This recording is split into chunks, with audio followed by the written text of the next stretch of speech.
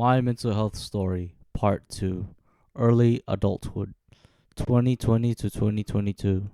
My 20 to 22-year-old self. Take it easy. The world's not gonna end tomorrow. That's what I reminded myself as I entered early adulthood. I was 20 years old, no longer a teenager, and was at the beginning of a new decade, still battling mental illness and about to face a world thrown into lockdowns. 2020 was a year of isolation and connection. I was transferred to a new medical team and re-diagnosed not with schizophrenia but with psychosis and bipolar affective disorder. Whilst managing to complete my Certificate 3 in Library and Information Services, I also began a new vocational course in IT networking. I even had my first Valentine's Day date with my long distance girlfriend. Additionally, I made new friends online through apps like Speak Random and Discord, finding a group of internet friends who provided companionship when the world felt isolated. But life has a way of taking things away from you as much as it gives. In 2021, I dealt with heartbreak and healing. I lost my family pet dog, Snoopy, who had been with me through so many battles, and then in the same year my long distance relationship came to an end. Although we broke up amicably, it still left me wounded. What helped me through the struggles was reconnecting with my brothers and cousins, sharing nights of online gaming on the PlayStation 4. Eventually came 2022, my relapse and reckoning. I started dating again with a woman I met back in 2019 at the TAFE library course named Rowena. But beneath all that, my illness was starting to crawl back again.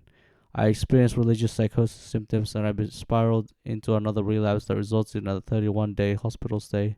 Those weeks reminded me that recovery is not a straight line. Despite the relapse, I found the beginning of rebuilding. I reminded that survival itself was still possible. This part of my story is about surviving early adulthood, isolation and connection, heartbreak and healing, relapse and reckoning.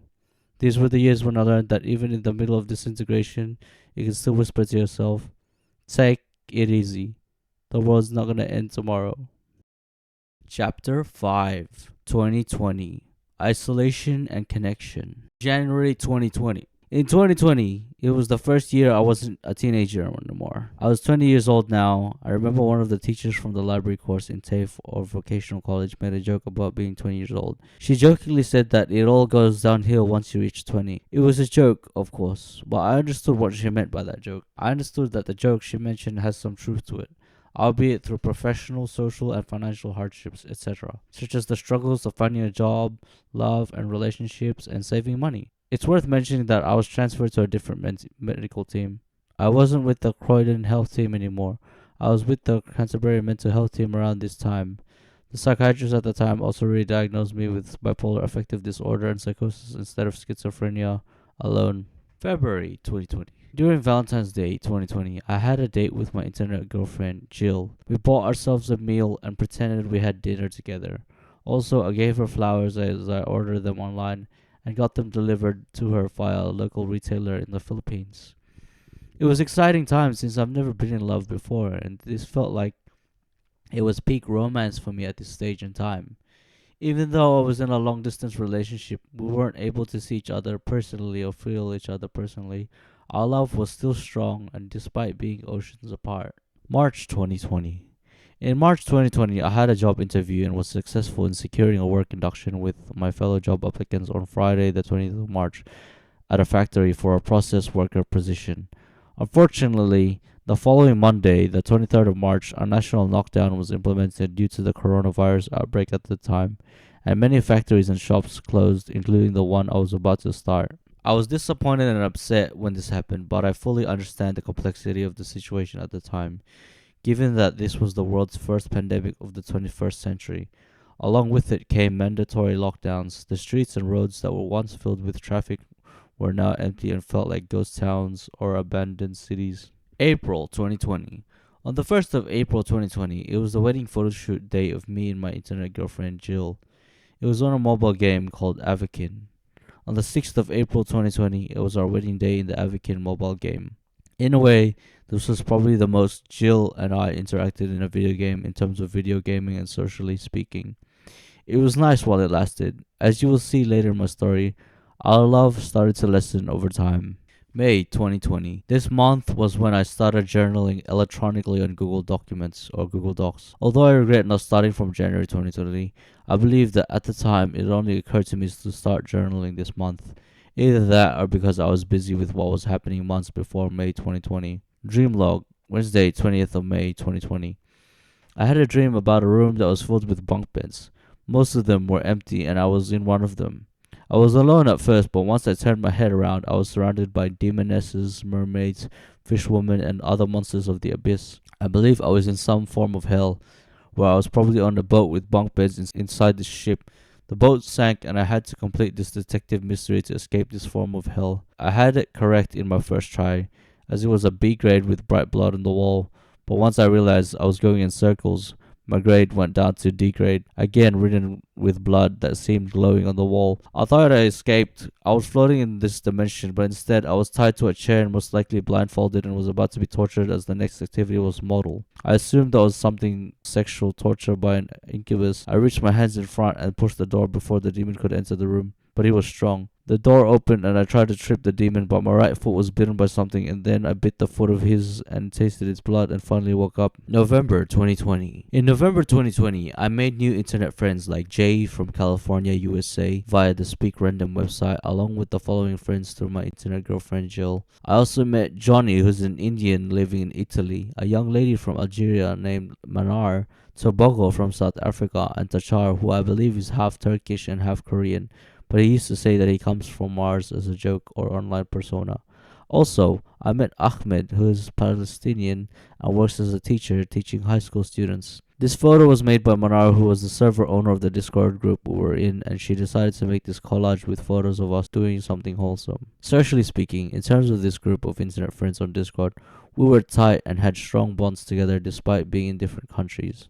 Educationally speaking, in November 2020, I was enrolled in Certificate 3 course again. This time it was IT networking. December 2020. It's also worth mentioning that my internet girlfriend Jill and I broke up and came back here and there throughout 2020. It was rough as things seemed to get slowly downhill in terms of relationship stability. I do remember Jill sending me a letter, as we used to do a lot in our time together. The last letter she wrote me was during Christmas of 2020 on December 25th. Chapter 6, 2021. Heartbreak and Healing. January 2021. In 2021, I was 21 years old, and the first key event that year was on the 6th of January 2021. I bought a gaming console, specifically an Xbox One, from my best friend Jimwell, since I've been playing my Xbox 360 for so long now. The next key event was on the 9th of January 2021. I hung the punching bag in the backyard with my younger brother to train boxing as part of my exercise routine, even though this was my younger brother's and cousin's idea. Although I welcomed the idea of a punching bag since it would help me improve my physical health, which would also improve my mental health. Here's a video of me using the punching bag with the guidance of my younger brother, since he's a personal trainer as well. March 2021. On the 18th of March 2021, it was the fourth and final breakup or annulment with my internet girlfriend Jill. I was crying when this happened, but it was good because the relationship wasn't realistic or sustainable, since it was a long distance relationship. I even said something stupid because I meant to say the cliche line of, "It's not you, it's me." But instead of saying that to her, I said, "It's not me, it's you." We both laughed, and it felt like a review of our relationship since we both asked what we learned from our time together. On the 25th of March 2021, Snoopy, our family's pet dog, passed away. Additionally, I couldn't tell if it was my psychosis or if I actually did see Snoopy's spirit in our backyard weeks to months after he passed away. We had him since 2013, and he sadly passed away after getting sick and having no appetite to eat anymore. June 2021. In June 2021, around this month, I discontinued my Certificate 3 in IT networking. I was unable to complete my course because I was feeling depressed again. I felt miserable because I could not complete my course. On the 26th of June 2021, my internet friends played old school RuneScape. It was the Discord group of friends in Manar's server. Manar handed the server to Jill later at some point. July 2021. On the 11th of July 2021, I completed and published my first ebook on Amazon Kindle titled Desperate Times, which is a poetry anthology. It was a compilation of poems I wrote, ranging from high school to my 20 and 21-year-old self. It wasn't easy because I had to research it carefully, and eventually I figured it out and published my first ebook on Amazon Kindle.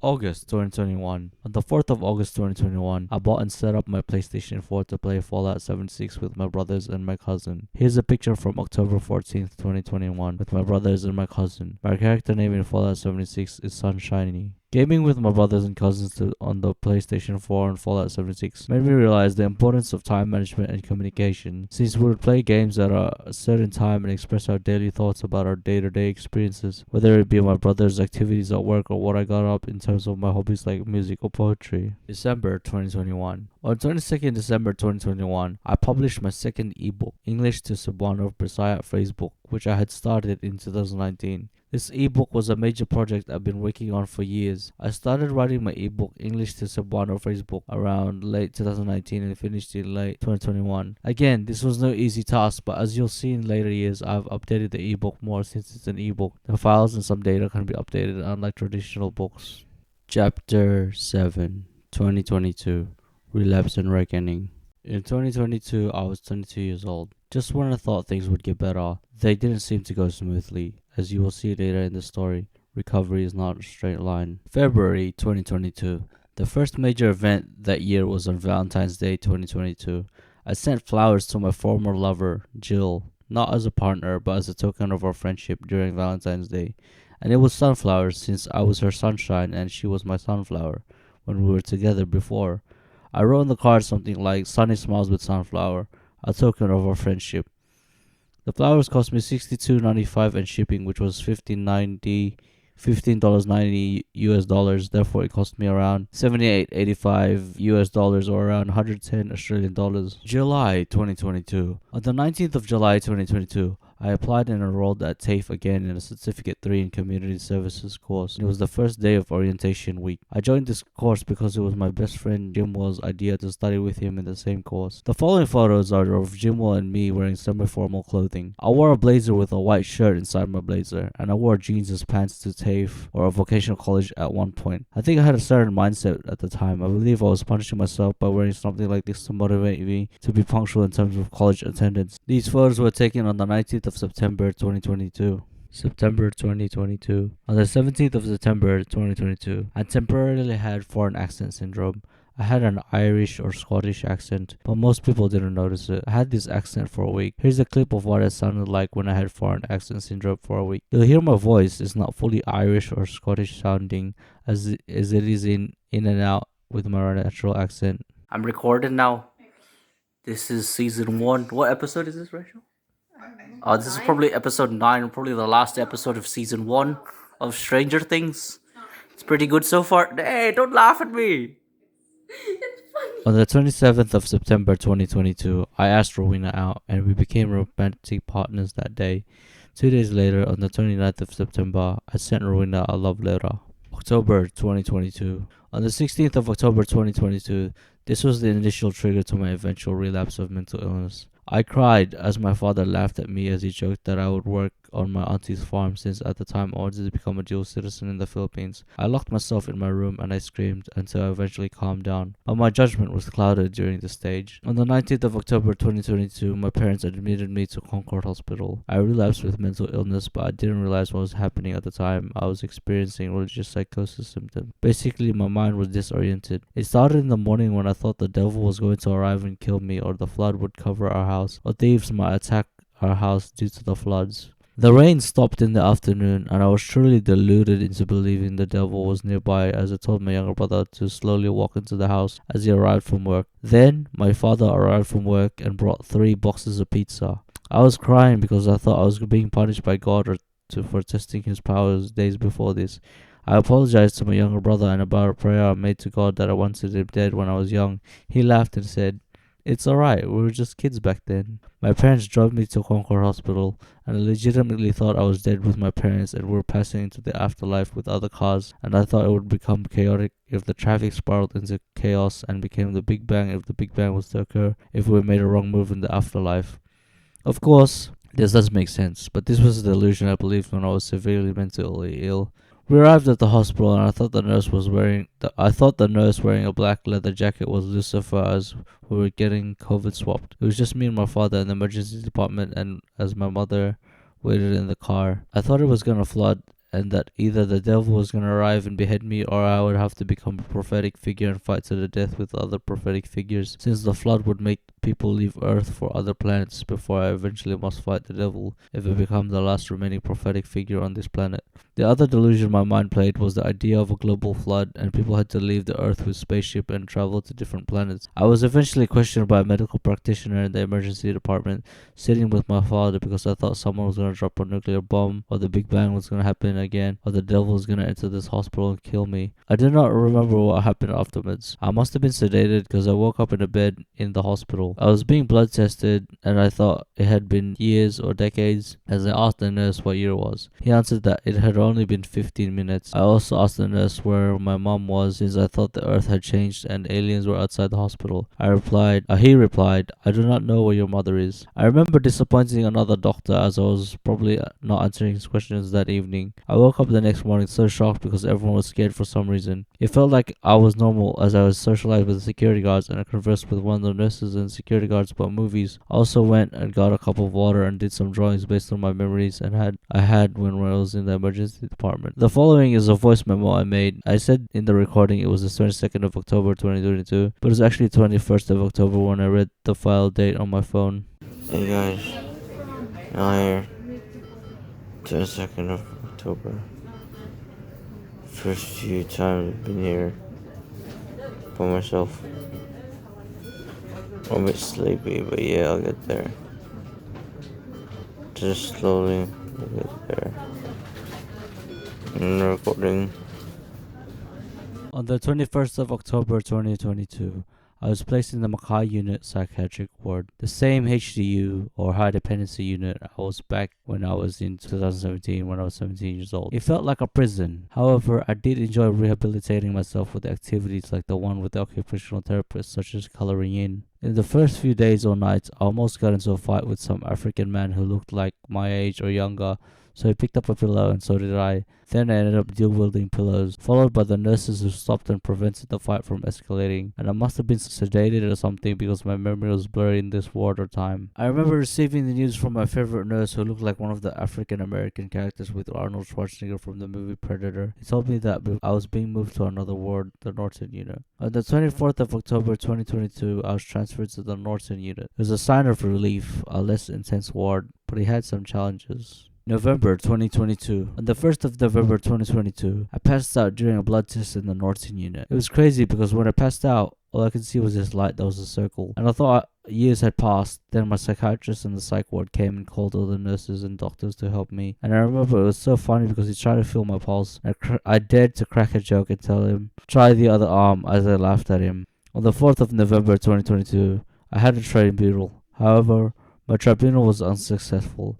I was upset and disappointed, but it was fine because I had a feeling I wouldn't be here for too long. A tribunal regarding a mental illness patient in a psychiatric ward means a legal panel reviewing whether the patient is fit to be discharged from the hospital or is required to stay longer in the psych ward. What happens during a tribunal from the perspective of a mental illness patient is when you're in a room with your psych ward psychiatrist, a lawyer, a judge, and a community member.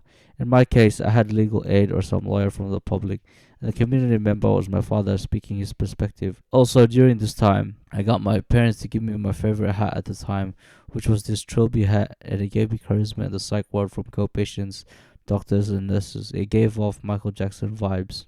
On the 18th of November 2022, I was discharged from the Norton Unit at Concord Hospital around 11 a.m. I remember a couple of things during my time there.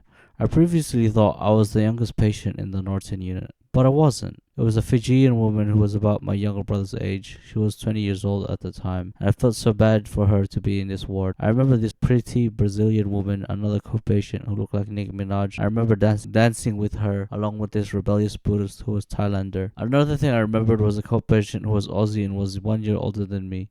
He always wondered why I was always formal because of the way I spoke. I remember doing cartwheels in the courtyard, and I remember exercising for 60 minutes straight with strength exercises, as they had an exercise physiologist allowing us to exercise with sandbags and other calisthenic exercises. The following is a photo of me one time with my father when I was allowed to have home leave with my family away from the hospital from the psych ward. On the 20th of November 2022, I bought a cowboy hat and Paddy's Market in Flemington with my parents, since the advice from my psychiatrist and the psych ward was to go shopping with my parents as part of my rehabilitation. On the 22nd of November 2022, I went to TAFE to see my course coordinator to withdraw from my Certificate 3 in Community Services. I remember going to TAFE and my classmates recognized me. I felt bad that I was unable to complete another course, but I'm just glad I recovered from my relapse with my mental illness. On the 30th of November 2022, we had an end-of-year celebration of students of community services with students from certificates 3, 4, and diploma under the community services field. It was my first time seeing my best friend Jumwell since I relapsed and was admitted into a hospital. It turns out that this event was held by the staff was a last-minute decision, and during their speeches, I was almost in tears. On the 16th of December 2022, I went to Anna's 20th birthday party. Anna is a classmate of mine from TAFE or Vocational College. Her birthday party was at Summer Night Club in Sydney CBD or Central Business District. It was the first time I went clubbing since 2018. I danced so hard that night, I even managed to do the side splits at one point on the dance floor. Dream log, Monday, 26th December 2022. I had a dream. I was alone at the top of a mountain, either during sunrise or sunset, and I heard a voice from the sky that was like God's voice mentioning the numbers 3 and 99. After having this dream, it strengthened my faith in spirituality. One of my dream interpretations was that God was the one who miraculously saved me from my mental illnesses, relapse, through my prayers and my family and friends. Months, if not years later, I try to recall this dream, trying to see if a pattern with this dream, to no avail. Dream log, Friday, 30th December 2022. I had a dream that my stomach was possessed by Satan or the devil, as he was in my stomach, and he said, "Hello, Neil. It's me, Satan. What would you like for your birthday?" Then he started eating my insides.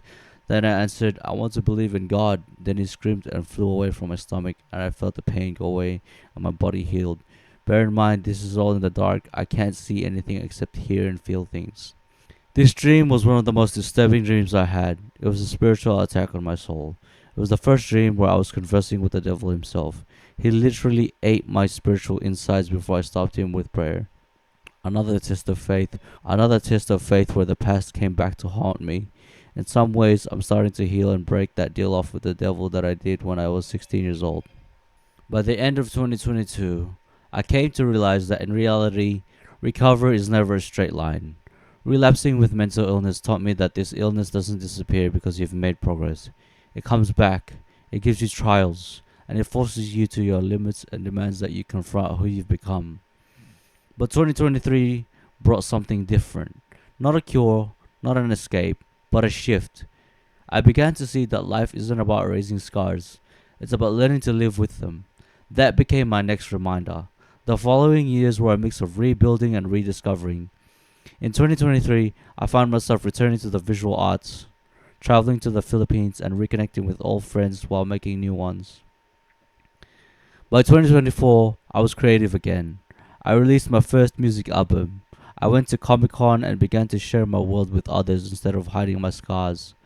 Fast forward to 2025, life tested me in unexpected ways.